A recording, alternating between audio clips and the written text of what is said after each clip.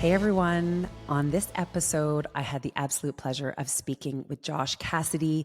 He's a 31-time Canadian champion wheelchair racer. He's competed in multiple Paralympic games. He's won the London Marathon, the Boston Marathon, the Chicago Marathon. In fact, he held the world record for the fastest time in the Boston Marathon. He's absolutely decorated and has achieved so much as a wheelchair racer representing this country. But beyond that, he is just such a remarkable artist. He's also an actor, he's a dad, and he's such a good listener. Him and I could chat for hours, and you'll see this episode goes a little bit longer than usual because him and I, when we get chatting, we could go on forever and ever. But he has so much wisdom. You can learn more about Josh on Instagram at Josh Cassidy84 is his handle. And he also has a website, joshcassidy.com. I hope you guys all enjoy this conversation as much as we did. Hey, Josh. Hello. How's it going? Good. How are you? Good. It's been a while. Yes. We've done a little catch up, but I we're going to know. go deeper here. Yeah. We've had a few deep talks over the years. You're a good talker, a good listener too. So are you. Thank you. It's great that you're doing this whole podcast thing. Thank you. Well, honestly, it's Yes. just to fulfill my own selfish love of having great conversations with amazing people. So if nobody Mm, listens, at least I will have had fun along the journey, and that's all that matters, right? yeah, I know a few people that do podcasts, and I mean that's the resounding thing that just comes out is just how much they've grown from the amazing conversation. So I know Yeah. it's going to be such an incredible new chapter for you. Awesome. Well, thank you. Thanks for being here. I Thanks for having me. carefully selected my first few guests, kind of kept them close to home. You and I have known each other. I was trying to do the math this morning. I want to say, because my youngest was a baby when we had that kind of Canada Day fundraiser celebration party for you. Like, I'm thinking it's been like 9 years, maybe 10 2016. years. Does that make sense? Yeah, 2016, I think. Yeah, Okay. 2016, I That is think. Yeah. very specific of you. Yeah. Well, because it was Rio year, so that's the easy Right. connection for me. Yes, Yeah. yes. And we met through a Yeah. mutual friend. I can't even remember that part though. Yeah, it was Aita. She introduced Oh, us. right. Yeah, Yes. yeah, yeah, Yes. yeah. Shout out to Yeah. Aita. She's awesome.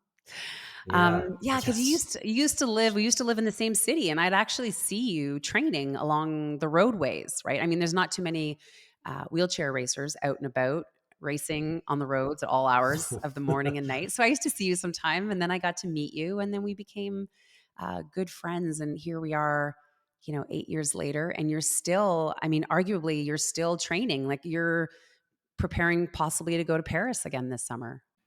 Yes. Yeah, that's right. Yeah, still in the athletic journey, there's been like some other things in life that have changed a Yes. lot over the years, and Yes. you've gone through new roles, different roles, new Yeah. chapters too, and yeah, time flies. A lot happens in whatever 8 years. It's true. Well, I want to talk about Yeah. all the things that happened in those 8 years, but let's go back. Let's go Hmm. back to little baby Josh. Hmm. You were born with neuroblastoma. Talk to me a Yes. little bit about that and just your experience. I mean, you don't remember, but you've been told. Hmm. Yeah, talk to me a little bit about being a baby in your childhood and what you were Hmm. facing. Yeah, for sure. I do have a really good memory, so I do remember some very early things. That's crazy. But yeah, it's extremely rare to be born with cancer. Neuroblastoma is primarily something that affects children, but yes, the odds of being born with it are so wild. Yeah. Um, so yeah, I can actually one thing I actually even just recently described to my mom the last year. I'm like, I remember this operating room with these lights and this situation.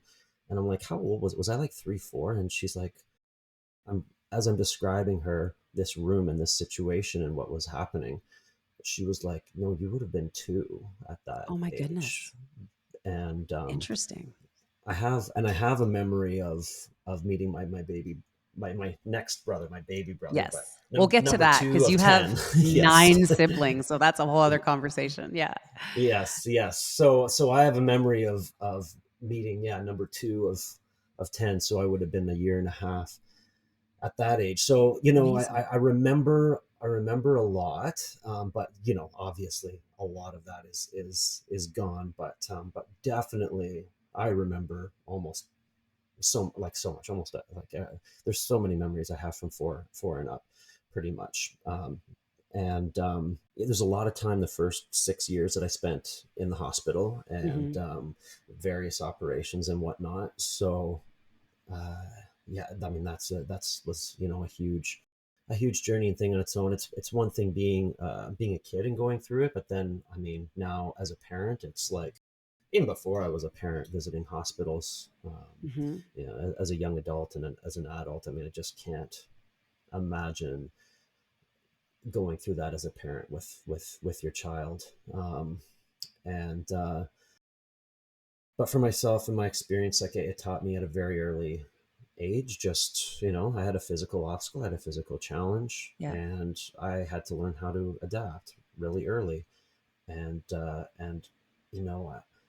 I didn't like being in the hospital, more than the situation of like not being able to walk or run. I still have some movement in my legs and have feeling and stuff, but um, not being able to do things didn't actually weigh on me as much. I have a couple of memories where it bothered me in a couple of situations, but like for the most part, it was more just like I didn't like being in the hospital. I wanted to be Right. like a kid. I wanted to be out doing things, playing things. Um, but yeah, that experience at an early age, Mhm. it definitely gave me an early appreciation for health. I didn't want to have to go back to the hospital for anything. Um, like the drugs, the stuff that was put on my body that made me feel horrible. I don't want to have anything that Yeah. in my body that's not serving me. And then yeah, appreciation for life and activity. I mean, getting out of the hospital, not being in a hospital bed or whatever, was just I was super active, which drew me to sports. It's just amazing the perspective you got at such a young age. We go through these things in Hmm. life and sometimes terrible things happen, and the silver lining is that it gives us perspective, and then we find Hmm. gratitude for our lives. And it sounds like you found it at such a young age. I know you and I have had so many conversations Hmm. about how you didn't really feel different as a child. You always found a way to kind of do what everyone else was doing, in your own way. And even as your friend, as an adult, I just see you go through life and you travel and you're raising a son and you show up wherever you need to be. Just uh, like never with a mindset of obstacles or this resilience obviously was built at a young age. And it just seems to me like you always found a way to, when you talk about finding Hmm. sports, right? It was, well, of course I'm going to be just as active even though I can't really use my legs. Talk about that. Talk Hmm. about, being in sports and being active. I mean, I don't think wheelchair racing was the first sport you started No, doing. no, I No. didn't get it until high school, but I mean, going fast in my own wheelchair was just a regular thing as running, right? So, my first wheelchair wasn't a wheelchair because I didn't make them very small back then. So it was sort of like a go-kart, it Mm, was like a plank with some little wheels on it, that I get around in until I had my first wheelchair. But yeah, I mean, you know, embracing challenges was just something that I looked at as a fun activity at an yeah. early age. Now, there have certainly been a lot of challenges in my life that aren't fun, that everyone goes through, that are not very fun, but having those experiences helped me reframe at an earlier age that, this is going to make me stronger. I'm going to Yeah. adapt. I'm going to figure it out. There's always a way. Yeah. It can always And be worse. Yeah. Yeah, for sure. And it's not to say that I haven't, struggled or hit rock bottom at some point in my life, but just like it wasn't around disability or anything, but just like anybody else. But yeah, it just yeah. I mean, I fell in love with sport. I fell in love with challenges, and I mean, it got to a point later on in life where I had to also really like shift my mindset that things can be easy too. Like I mean, I embraced the challenges so much that there was some point along the way in the journey where it was like, okay, this doesn't have to be hard. I don't have to make it harder for Stop making myself. it so This hard can on be, yourself. Yeah. yeah, this can be easy. Yeah. Or And when it's which was too easy, really, you're like, I don't know, this can't be right. It's too easy. yeah. Yeah, I get that sometimes. So Yeah. that's been like Yeah. a bit of a flow thing. I mean, you want to, uh, resilience is something I think that was always built into me and that I learned at an early age. But yeah, like you said, it's like figuring out how to operate with ease, and then having a son now, and being a dad half time is like making things work with less time and Yes. energy, divided. Obviously, he's Yeah. number one, but just having to, yeah, go with Figure the it out. flow of this is like the easiest path. Yeah, Yeah. fight when you need to, but I mean the path of least resistance is the best. That's fair. You Yeah. you mentioned this earlier. You talked about your parents, and of course, I can't help either as a parent to think about what it would be like having a child in and out of the hospital, or a child with a disability, Hmm. visible or not. Hmm. Um, your parents had you, spent years, taking care of you in and out of the hospital, yet they had 9 more children after you. So you're big Yeah. brother Josh to all your siblings. What Yes. was that like being the big brother to these 9 other kids? Yeah. I mean, there was never. I was just Big Brother Josh. There was nothing ever anything different. I mean,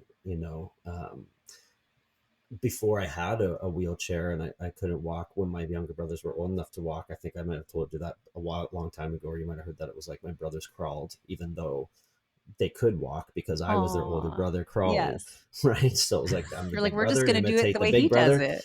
Yeah, Yeah, exactly. Yeah. So they really never noticed anything different. It was just Josh is Josh until, they got to school, and then other friends would ask them questions, and, they'd yeah, realize that there was something different. But yeah, I was a big brother, and it's the same with, my son too. He just it's dad does yeah, wheelchair. I mean, I'll be sitting on the ground with him, and he'll sit on my lap, and he'll just expect me to glide if I'm not in my wheelchair. Like, I'll be sitting in a chair, a normal regular chair, and He's he'll like, sit on "Let's my lap and go." be like, Dada, that way. Just He just thinks that I just glide wherever I need to go with him when he's on my lap. That's amazing. He's gonna Yeah. figure out that was a great way to travel. That's a great way to travel. Yeah, yeah. Aw. So Yeah. you grew up in this family, you played sports, you were as, quote unquote normal, childhood. W- When you were young, before you became a Paralympic world renowned wheelchair racer, what did you want to be when you grew up? I was always into art. Oh, yes. I mean, cartoons, comic books, so superheroes were the a pastime for sure. And So I fell in love with art. I love detective stuff, detective stories, and Yeah. mystery, and all of that. And then my dad was a pilot, so living on military bases the first 8, 9 years of my life was, I mean, I loved watching, the fighter jets, Yeah. just in the backyard every day. And so that was something that was big for me as well. That was probably at the forefront. But then as I got older, yeah, the whole military life just wouldn't be for me for sure. And the same with, I can't imagine, the police work, and what people have to see, in that field. And yeah, I fell in love with sports, and hockey was my first favorite sport, and then wheelchair racing, and went to school for illustration. And so it's really those two passions that I've Yeah. juggled the most. Yeah. Yeah. And you're still incredibly artistic. We'll talk about a little bit about that too, and how you get to leverage those talents. So you discovered wheelchair racing in high school, you said? And Yes. what did the journey from that to, hey, I think I can start racing at a pretty high competitive level nationally, internationally? I mean, when did you figure out that you were good and you could do this at a higher level? Well, I always just aimed for the best. Was always, dreamer, aim for the highest that was possible, see what I could do. But it was in high school. I had one athlete of the year, one of my last years, after winning medal in OFSA, and um, the teacher introduced me as, you might see this guy in the Paralympics, and the coming years. And it was a dream that I had out there, but Yeah. it was cool to have that first uh, feedback, that first affirmation of somebody else seeing the same thing that I saw myself. That meant a lot. And then, through connections, and then, step by step is just always aiming for the highest, but it's a long journey to get there. It doesn't happen Hmm. overnight. So No, yeah. no. And let's talk about that because, as you mentioned earlier, I came to know you when you were preparing for the Rio Games, Hmm. and I had an idea of what your training schedule looked like, and then not just the racing part, but the taking care of yourself in the gym, the various therapies, Hmm. the eating, all the things that went into it. Do you any part of that you enjoy more than the other parts when you look at kind of the preparation to compete at that level? Hmm.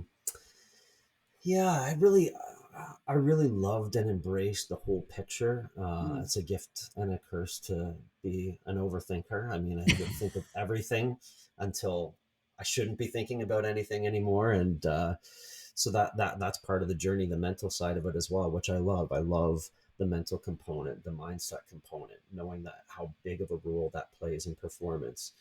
um, yeah, just being outside, certain types of training at certain times of day or certain locations are just the little things that you love about it. You're going for the goal of a specific race, which is always exciting and fun. So that's what motivates a lot of the training as well. But the nutrition and all these other things are just a part of it. But it was like this process of gaining all of the knowledge, learning all the things, creating the routines, doing the planning, having the strategy, et cetera, et cetera. But then after a certain point, when you do all the things, you also have to let go of it all and just, okay, not just be present, just perform, just be, because at a certain point, all of that stuff can become really heavy too.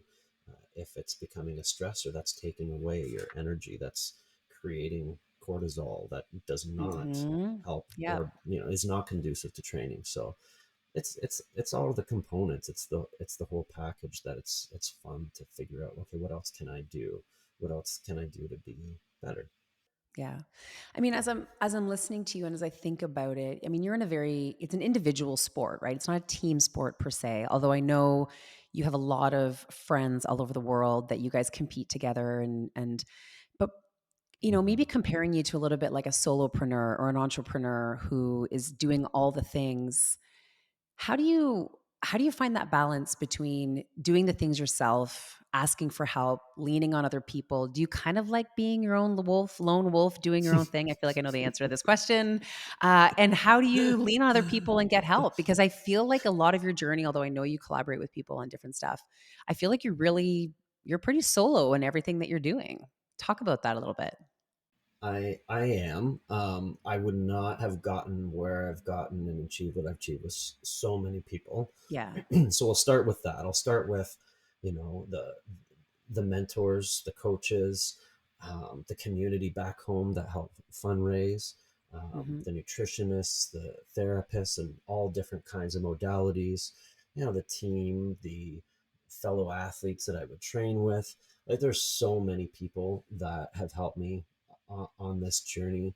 Um, but yeah, I think that's one of the things that I did like about athletics was so much does come down to yourself and not having to rely totally on others. There are points where you definitely have to. I mean, Hmm. I need treatment. There's things that I need. But yeah, it's funny. I mean, other people on the team have called me the lone wolf for coaching or whatever. Like, that's not the first time Yeah. I've, I've heard that. But yeah, it's funny because it's also within the athletic setting. It's also within the artistic setting. There has to be a lot of personal drive and personal motivation. I'm not in a situation where a coach is waiting for me to go out the door to meet me at training. I did long distance coaching for a long part of my career. Um, so it's up to me. So it's more Yeah. pressure on yourself. So there's that kind of component of it, and not everyone is like that. Some people have situations where they show up, their coach is there every single day, they live in that environment. which is also great. There's, there's support constantly. There's accountability daily. It's just Yeah. different, but I'm comfortable. I'm comfortable with the way that I do it. And yeah, it's been a journey of knowing when to reach out, or knowing when, okay, I can just do this myself, figure it out myself. That's a big part of it. Yeah. I mean, well said, because I think a lot of entrepreneurs or solopreneurs out there think I've got it. I mean, I decided to go into this business by myself. I've got to go it alone. When the Yeah. reality is you need to have a lot of the mindset stuff. You need to have a lot of the resilience and perseverance. But there's also a Hmm. lot of things that you can collaborate on. There's also a lot of areas you can get help, and you have to figure out where those areas are most effective and how you can work with other people. I always say there's no trophy for going it alone. And, Hmm. even in the Olympics, even though you're in a very solo sport, like you said, there's so many people that you credit supporting you to get you to where you are. And I think sometimes we kind of get, Totally. even as a parent, or, choose your role that you play in life. It's okay to ask for help. It's absolutely encouraged to collaborate and find people that you can work with. It's a wonderful thing. You don't have to kind of be on this solo journey all the time. Hmm. But sharpening those skills that really make you effective in your lone wolf journey are also, that's a lot of work too. So Totally. yeah, I I was just yeah, gonna say, yeah, because I mean, we live on this planet with other people, and those moments of reach out, those moments of yes, collaboration, the relationships. That's where the most growth happens. You can't have that without others being involved. I That's why agree. we're here together. Yeah. I agree, and I always say, like, it's such a sign of strength and such a gift when you reach out and ask someone for help. Um, Hmm. think of how flattered you were the last time someone reached out to you and asked you for help, right? Oh, this person wants help from me. I think that's great. I mean, worst case, if the person can't help you, they'll say no, but I bet you they really want to, and if they can, they'll try. Hmm. It's a beautiful thing for building trust and friendship, and to your point, it's a huge point of growth because so many people struggle with just asking for that help and watching what happens when you can nurture that relationship by helping each other out. It's a yeah, it's a great thing. I think too, I mean, as an Yeah, entrepreneur, and then for you as well, being in corporate, I mean, for the most part, you've been leadership, right? In leadership yeah, roles. And in both, it's learning to lead yourself yeah, primarily. And so even whether it's a corporate role in your personal life, parent, entrepreneur, athlete, whatever it is, yes, you're primarily leading yourself, but it's a collaborative effort. There's still, you need to delegate in some way or another, yeah, to others to be able to help and spread the load and get support. But yeah.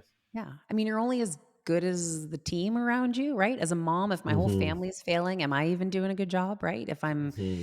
if my whole team is a leader in the corporate world or as an entrepreneur, I mean, I think to your point, it's kind of getting there together in that collaboration that makes it super special. Hmm. I have a list of your many accomplishments in front of me because for me to remember them all for this podcast would have been ridiculous.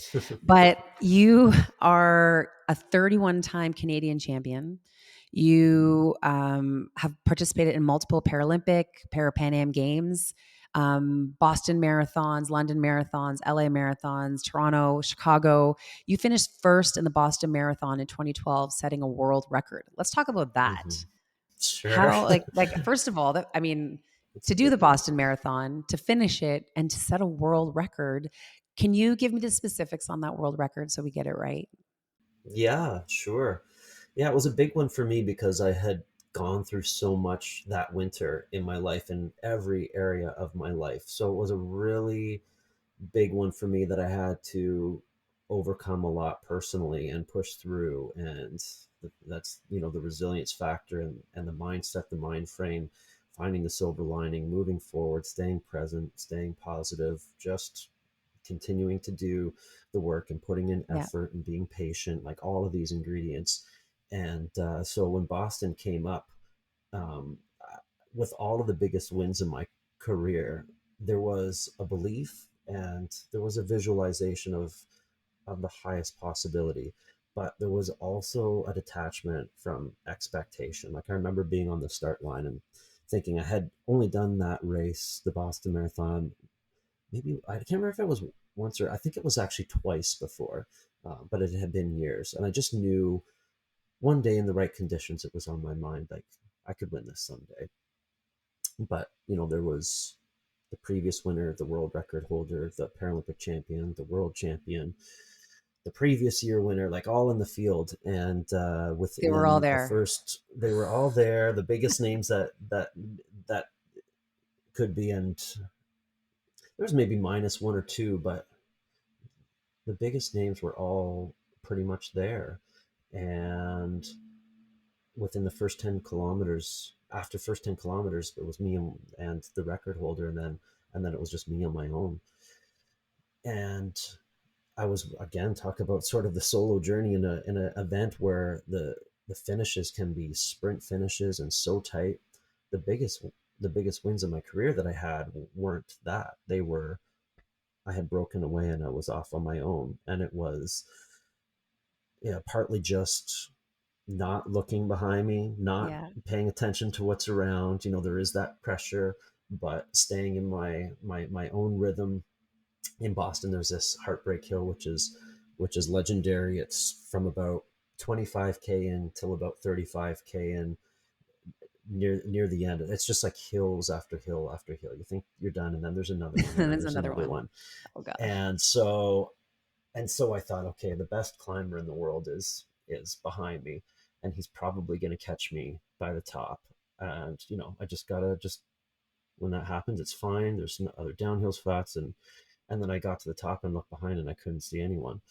So then it was like, all right, cross my fingers, hope for no flat tires before before the end. And I knew in my head that if I did the last 5K in pretty much a personal best time, I knew the record was around an hour 18 something. And so when I crossed the finish, like, I was just happy I won. I didn't know that I had broken the record. I knew it would be close. Even when I crossed the finish, they told me, like, you might have got it. It was very close. And then the picture that you can see of me holding up the trophy was the literal moment that they announced officially that Oh I'd my broken it gosh. by, is it 2 seconds? One, Two two, three seconds. seconds, something like that. Yeah. Oh my gosh. So just beat it. So yeah, such a big proud moment of my career. And just like all these things in life where you go through stuff, when you get through them, it's remembering that you did it, you've done it, you can do it again when those things come up, those challenges. And uh and that was a big one for me. And I think the following week was a tough one, and there was other tough races, but it's like there's always wins and losses no Yeah. matter what in life. And it's just, you got to just continue on to the Let's keep next. going. So yeah. I love how you started that story talking about, all the great people, all the great racers were there. And, you're looking around and also, this idea of it's thinking, well, gosh, everyone, there's so many good people around me. How will I ever Hmm. win this? Why me? And we do that in life too. We're like, oh, there's so many Hmm. great people in this space. Surely I won't get the promotion, or surely, I won't succeed more than them. We start to look around instead of focusing on our unique, what makes us truly unique, our unique ability. And like, if they're here, why can't I be there? And I love that you would, even throughout the race, you're like, well, at least if I can, if I look back and I don't see anybody, or at least if I can make it over the hill, I might have a chance. Like, you would always kind of, Hmm. there's always these little obstacles that in your mind, you're like, well, surely if he's ahead of me, it's like you're almost trying to talk your Totally. way out of it or give yourself an exit, right? To say it's okay if I don't win, it's okay because of this, but yet it Hmm. somehow worked against you, and your mindset of just keeping focused on the end, it ended up Hmm. working out. And how many times have And you what you done the doing? Boston? Yeah, yeah. Hmm. And how many times have you done the Boston Marathon? Oh, I'm not sure now. I It might be 12 or 13, 12 I think maybe, like 13. something Did you like do it that. this year? 13. Yeah. I feel like 14. Yes, I feel like I read an it might article be. about you last year doing it 13 times. So Probably. We'll that's trust it. crazy. That's Yeah, crazy. That's I was just amazing. gonna say, like, there is so many. I mean, it's just such a great analogy for life in so many things. The Yes. situation. That's what I love about sport, and why people love sport, because yeah, it's just like, again, going back to other people Yeah. in our life and that you surround yourself with, and the comparing. It's inevitable. Oh my You gosh. you Yeah. want to do your best, but they push you, to be better. You learn stuff from them, competitors or teammates or whatever it is. But in the end, it's focusing on yourself and in your own journey. Like, I purposefully looked back maybe 3 or 4 times over the whole marathon because I didn't want to be focused on what was behind me. I wanted to be focused Right. on myself in my moment, what was ahead. And yeah, there's another point that I wanted to make there. I'm trying to think. Being focused on yourself and Well, I think too, if it comes to you here, I think the other thing too is we don't do things because we think so many, like even for me, I'm like, oh, I'm not going to start a podcast. Everybody has a podcast. Everyone's doing a podcast. There's so many of them, yes.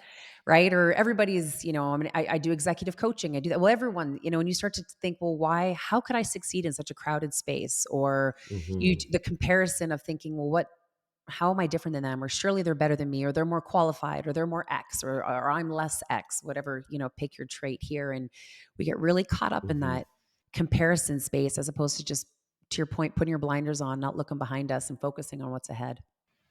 Totally. That was exactly my point. Because I can read your with what mind you're now. Yeah. yes, with what you're doing, it's like it's and I do motivational speaking as well. Yep. I've launched a coaching Yep. platform recently. I do art as well, and it's also that your path doesn't have to be somebody else's path. There's these great other examples that can inspire us, but there's no one set path that even if 99% do it one way, you don't have to do it that way for success. Right. Expose yourself to it, figure out what you can learn from it, but figuring out what your own path is in this, like you're figuring out what your own path is, it has to work Yeah. for you in the end. Yep. And that's what's important. Yeah. It's so true. I think there's a certain amount of, sticking close to people who have done things that you aspire to do to kind of learn from them, but it doesn't mean you have to do it Mm-hmm. exactly the same way. And you and I talked about this earlier, right? When you Mm-hmm. do these different things in life and you show up a different way than maybe people are expecting to see you. Like for Mm-hmm. you, when I get a phone call from my mother and she goes, I swear I just saw Josh on TV in a Hallmark movie. And I Oh said, yeah. oh, that could be Josh, right? So you start doing something that people are like, well, I know Josh is, this amazing athlete. Is he Hmm. also an actor? And is he also, a life coach? Is he also, yeah, you're all those things, right? So we need to start building some Hmm. new boxes, making more space because, we're going to be all the things. And we'll come back to the acting because, I Sure. mean, that's a great side note. But I do have a few questions I want to chat with you about. These are more like fun, rapid fire. You've got such a great sense of humor and you're such a quick on your feet. So I think you can handle it. All right. But we'll start here. Finish this sentence. The key to success is. Oh, key to No success pressure. is no pressure. Well, my go-to for this is the formula that I created for myself somewhere along the way, realizing the patterns of where I have succeeded and achieved the things that I wanted in my life, and they were passion and determination and patience. Mm, So the three of those things, and then underlying all of it is the belief component, the confidence. So if you're not passionate about something, like, you're probably not going to have success at it, or it no. won't be sustained. If you aren't determined to put in the effort, you know, you're not doing what it takes. If you don't put in the time, if you don't be patient for time to pass to accumulate what you need to learn to do, and trust the process, and then underlying all of that all is the belief. I can't go on a start line and be thinking in my head, there's no way I'm going to win this race and win it. Right. Like, it's such a huge component. So I always go back to that if I feel like I'm missed on a moment of success in some area, and reflect on that to see, all right, what part here was missing. And then there are some times where all of those things actually are there, and it just didn't work out or happen. And those are the times where we have to be able to just let go and Mhm. and, and move forward. I love that. I especially love the patience part too, because I think sometimes we think everything, okay, I did the things. Why isn't it working out? Or why isn't it working out the way I wanted it to in my mind as quickly as I wanted it to? And I think Mhm. all these great things take times. Now we surely get quick wins sometimes, and that's amazing too. And we need to celebrate those. But I don't think we cut ourselves enough slack sometimes and give ourselves the patience and the space and the grace to allow Mhm. things to turn out the way that they're meant to. Mhm. Totally. I like Great patience. point. Um, Give me a couple items on your life bucket list. Oh, okay.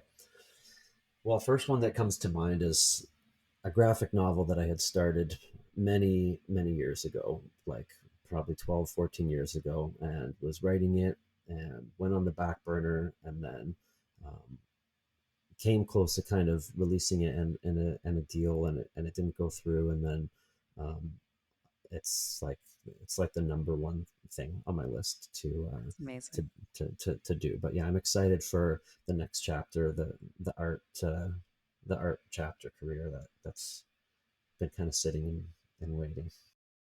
Anything else that stands out on that bucket list? I mean, you've traveled to all Oh over my the world, so gosh. I can't imagine there's anywhere you haven't been, but There is. I mean, on the art side, I've actually never raced in Italy, and so oh, going to visit there and see everything there. I know you've been. Like, I I'm have. that is a number one bucket list, and then Ireland, my Irish Yeah. heritage. Those are Yes. those are two spots for sure. Yeah, I have not been to Ireland. I too am of Irish heritage, so maybe we can go there together and sounds good. Let's do check it out. Yeah, it. I mean Yeah. it's on my bucket list too. So, Oh, good. um, talk about if you couldn't have done wheelchair racing and you had to pick another hmm Paralympic sport, which one do you think you would have done? Oh, I mean, I played a little bit of basketball, but my first love was hockey. So I think situationally, I wondered with who I am and yeah, location, Yeah, family situation, all of that. If I had have got into hockey, but not Paralympic hockey, like there was no Paralympic hockey where I grew right. up, and from what I understand, like my parents had asked about me going in, and they weren't having it for whatever liability or Mm, whatever right. reasons. Was I played goaltender on my knees as a kid growing up on the ice on the street with brothers and friends and military bases, and um, there is a part of me that wonders like how good I could have gotten or taken it in Ah. just being Like partially being a paralyzed goalie doing in it the on my actual, knees. yeah. Yeah, I played high school student teacher games in high school with OHL players, and it was something that I loved. So yeah, I wonder if I implied all Yeah. of those things to my life and had the situation set up. I wonder how long or how far I could have taken it. It would have been interesting. That's interesting. Yeah. I mean, and Mm. then this is why it's so important these days that we create opportunities for kids in sport, right? Mm-hmm. Or just opportunities to be creative about how we can get all kids involved in the things that they want to get involved in because you never Mm-hmm. know. Mm-hmm. Um, the most famous or interesting person in your phone right now? Oh. Famous or interesting. I mean, I have some great, interesting friends. Yeah, I guess a couple famous athletes for sure. There isn't one that just totally pops out, but I know I I, seem to stump I won't everybody with name this drop. question. I feel like everyone's so good at maintaining the anonymity and privacy of their friends. So you guys are, I keep trying to crack people, but it's not working. Yeah, Oh, because I that's mean the people that are in my phone that I contact are I'm also friendly with too. of So I feel course. like it's yeah, yeah. I get To it. your to I your get point, it. there isn't there I haven't you know I just know in you the have a lot of moment. friends. Let's put it that way. Yeah, I've traveled a lot and been in situations, but yeah, Yeah. if I think about though, cool meetings like cool artists, Yeah. celebrities. I've met so many great hockey players, especially in hockey was my sport love, and just yeah, there's just and as I know you've done a lot of events and stuff where you've gotten to meet Yeah. them as well, and just there's some yeah really really great people out there doing good stuff Yeah. behind the scenes that no one even knows about. Fair. Good answer. Way to dodge my question, but to finish it strong. Give you something I don't know. I know, I know. Okay, this is a podcast about leadership, and I love telling the everyday Mhm. leader story. I know you're a leader. You're a leader in your community. You're a leader in your teams, in your friend groups, in your family. Finish this sentence. Great leaders, dot, dot, dot. Great leaders are self-aware and know how to lead themselves. Mm, yeah. Yes. That- A big lead by example type of guy. Yeah, I think understanding who you are and your own energy and being self-aware and yeah, and then obviously being aware of others. It's a team effort and knowing where others are coming from. Like there's so many facets to it, but for me, it comes down to it's hard to lead others if you aren't leading yourself with self-awareness, integrity, Hmm. honesty, work, all of the things, right? Yeah. So yeah. Yeah. Self awareness is an interesting one. Hmm. Um, it's such a rare skill. It's funny because I do think it's sometimes those softer skills that make leaders incredibly powerful. Not so much the Hmm. titles or the experience or the education or the letters after their names, but just those softer, more intangible, the self awareness, the EQ, the emotional stuff that really allow people to Yes. tap into the impact that they and the good they can do to help people be their best. I believe that strongly, for sure. For Yeah, I mean, sure. you've been in a leadership role for so long, so obviously Yeah. those little things. But what else do you think in your experience and your journey as a leader? What stands out? Well, to me, it's those emotional or softer skills that I think some leaders try to hide, right? Even being Hmm. like, well, you saying I don't know or I'm not sure.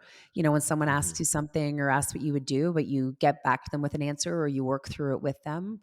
Hmm. Um, Yeah, I do think it's been, and characteristically as a woman, sometimes as a leader, you try to hide your emotions because you think it'll be used against you in those types of, especially in the corporate world. But I feel the Hmm. opposite. I feel like I've connected with the people that I've worked with or led or collaborated with on being human, Hmm. and showing my humanity. And then I think that's Hmm. where I've had the greatest success, and it's mutually beneficial, right? When you're able to show your humanity, people do the same, and that's where the good stuff happens. Hmm. So that's what I Especially think. in the corporate world where you're such a professional environment, but obviously remembering people have lives and there are Yeah. emotions under the surface and so much going Yes. on that They're people. it's such a huge part. Yeah, and I think one of the other things would probably be too is being confident but also differentiating between confidence and ego. Mhm. You know there's a lot of leaders out there with ego because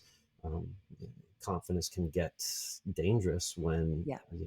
you have Power. When it's mixed with power.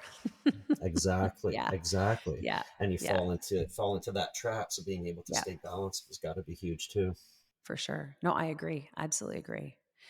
What about words of wisdom? If you could go back and talk to teenage Josh, little Josh, what would you say to him? Oh, I mean, a lot of things, but I've done this a couple of times for sure before, just in my own process, in my own journey and meditation, Yes. etc.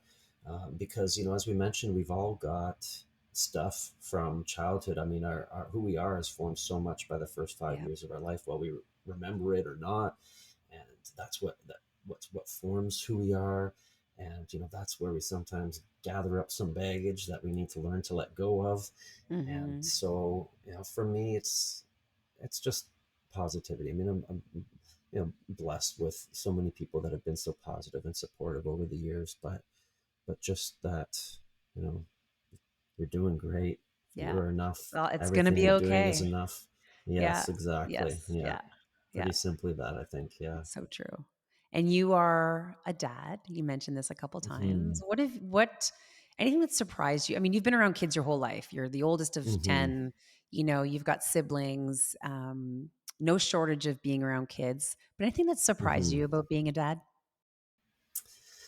Oh, not too much. I mean, I'm not. I shouldn't say not too much. Everything but Lots has nothing. surprised me. There's yeah, exactly. I think what I learned from growing up uh, was I wasn't in a rush because I knew what it would entail, the Yeah. commitments. You know, I mean, but it's not until you have a child that unconditional love that is there, that you would do anything for them. Um, Probably the stuff that surfaced from that I didn't even realize that was there from childhood too. That Mm. was like, there are certain things, where our parents were great and we would like, I want to do exactly what they did here. Like, I'm so Yes, blessed to have had that. There are certain things I would like to have done that differently. I There get are it. certain things where we thought that were right. And then we learn, are like, oh no, there's, with education and information, and like, okay, there's Right, another way to go about this. So it's both that, but then also it's also not being too far on the other side. Like, you don't want to, how do I say this? It's like, you don't want to heal your own childhood wounds or insecurities or whatever, wherever you fell short through your children either, right? yeah, So again, it's the self-awareness journey. so true.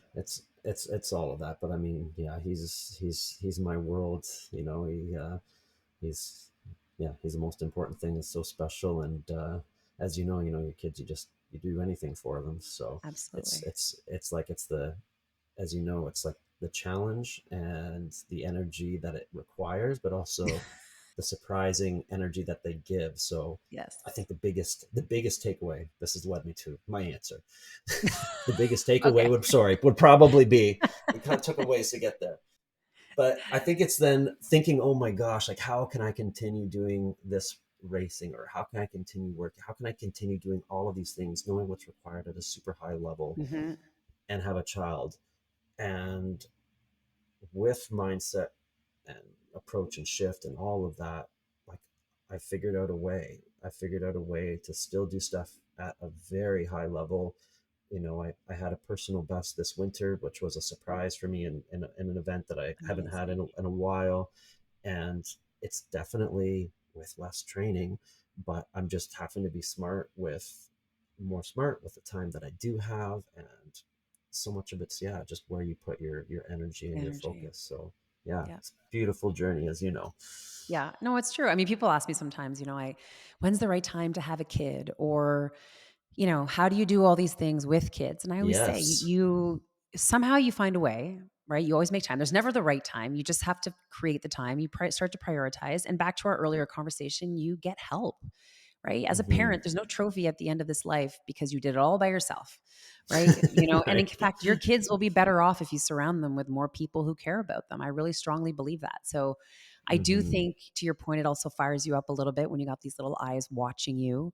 Hmm. You want to do better for them and because of them. So there's also that too. So yeah, I get I've it. So always you, admired that about you, how you balance everything thank that you. you do and the kids and everything. Thank you. That's always a question on my mind. It's like, I would love to continue this even more and learn, yeah, what's, yeah, the things in your journey that you've done to, yeah, to have this life It's that you've had. thank you. You know.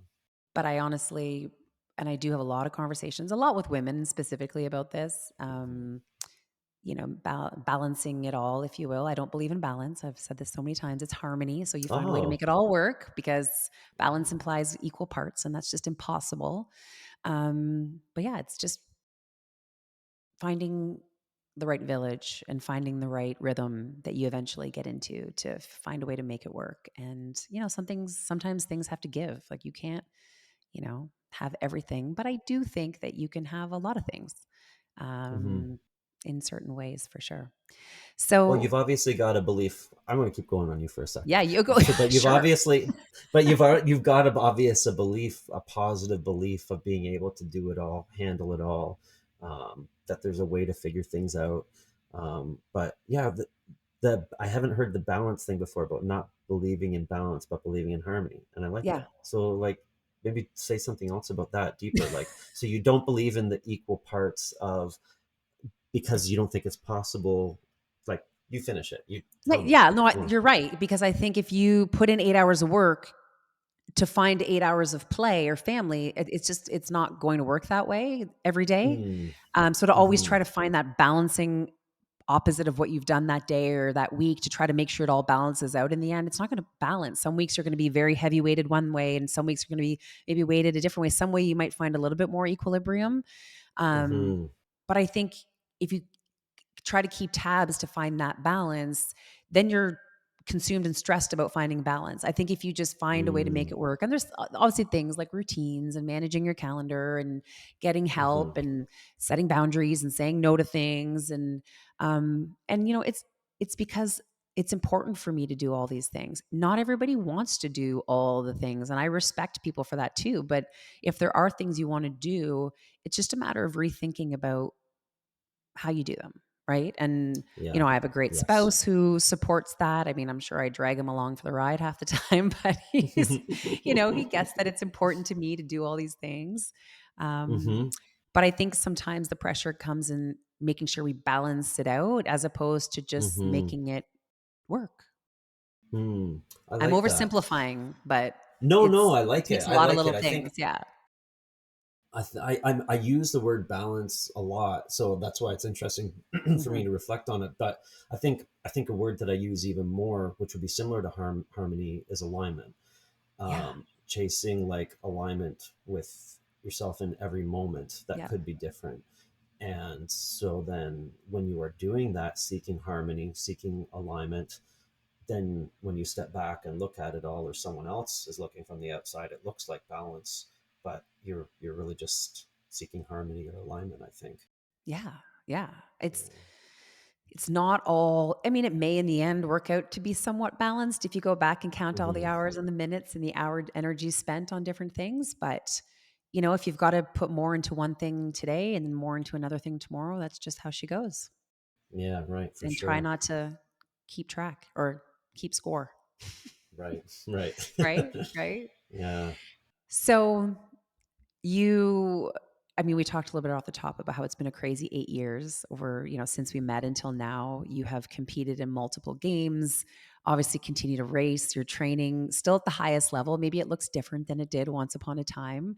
Hmm. You're still hoping to go to the Paris Olympic Games this summer or Paralympic Games this Hmm. summer. Talk a little bit about where you're at in that journey. it's a If it's you a may, yeah. Yeah. yeah, it's a very different but similar place that I've been in before. um to put it in the most simplest way, I don't know. I'm going Mhm. for it. We don't name the team doesn't get named till very late, like end of Yeah. July, so like a It's month kinda before the crazy, like, games. is every country like that? Because 'Cause I've heard that from other athletes where you kinda don't find out if you're going until a couple of weeks before. Every country is different. I'll say, like, there are so many things that I'm grateful for from Team Canada, but I mean there's also a lot of struggle or challenges. I feel Mhm. like every country has its own. Some are the Of same, but course. every country has its own unique. Insert politically correct word to say. They're things, they're Blank. stuff, You get they're their stuff. baggage. Yeah, I get it. Yes. Yeah. So for us and for me, I mean, and it's also at the Paralympic level. So I think the biggest thing on the Paralympic side that's a challenge is both high performance and then diversity and inclusivity. So one of the Absolutely. biggest challenges is they're trying to add so many events to represent such a wide range, but in order to accommodate that, as it's getting bigger, then they're making cuts to other events. Right, And right. so high performance has been suffering or struggling. So I would just say, like, in a nutshell, like Tokyo Games, for example, you probably know this or remember this, but like I was in the top 10 in the world for Tokyo, ranked internationally, and I wasn't selected from Team Canada to go because ranked eighth, ninth in the world wasn't high enough for selection for the number of spots, which was purely just create. It was purely like the criteria for us is purely just like when the deadline hits July, where do you stand in the rankings, and Right, comparing apples to oranges, like on wheelchair racing versus amputee running, blind right. running, throwing events, like the whole gamut, right? With very fewer little spots. So it's a challenge of like constantly chasing. The times are getting so ridiculous. Like I've got the baseline qualifiers already, Yeah, and then even the higher level qualifiers, as B standards, A standards, or high performance standards. um, like my highest performance standard, which still doesn't guarantee a spot on the team. They were all world records last year. So Wow. doing something at that level is just, yeah, it's crazy. And it's not just me. Like I said, every country has their own thing. So like in the last Paralympics in the marathon, I think it was only two or maybe it was three of the top 10 that were selected to go. Hmm. So like Japan had six guys in the top 12, and they could have taken six. For the marathon you can take up to six, and they only selected one, the Wow. strongest country in the marathon. So that is the struggle. I'm at a stage in my life where, you know,